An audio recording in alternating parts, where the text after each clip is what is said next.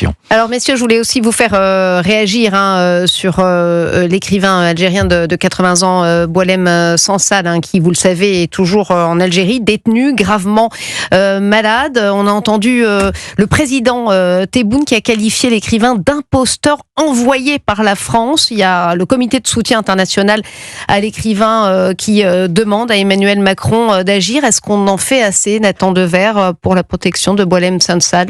Quel charmant monsieur, ce président algérien. Vous vous rendez compte, un président qui, qui arrête un écrivain comme prisonnier politique pour des questions de liberté d'expression, même si on peut être en désaccord complet avec ce qu'a dit Boualem Sansal, mais c'est pas le sujet, et qui, dans un discours, le traite d'imposteur, qui ne connaît pas son identité, de déraciné, sans identité, etc., et le traite, pardonnez-moi pour la vulgarité de la chose, mais c'est ce qu'il a dit, de bâtard.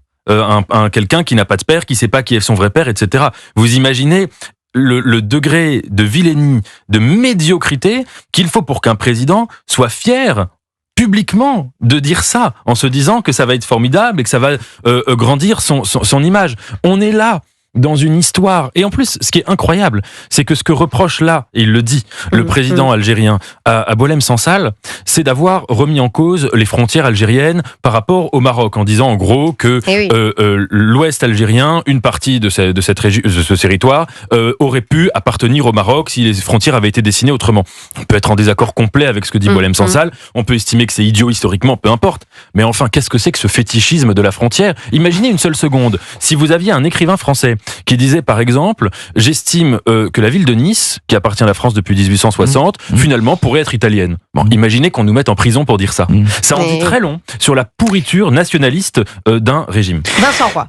Encore une fois, je suis complètement d'accord, je ne vais pas rajouter là-dessus. Moi, je pense qu'il y a également une part de provocation de la part de M. Tebboune. C'est pas possible de l'imaginer autrement, d'aller aussi loin.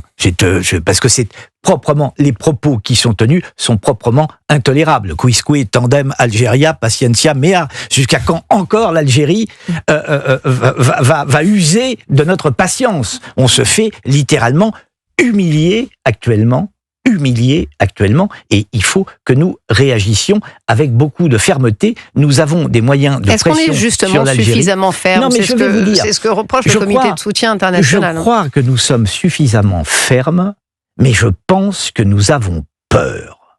Et nous avons peur pourquoi ? Je vais vous dire pourquoi nous avons peur. Nous avons peur parce que nous avons beaucoup de ressortissants algériens sur notre sol.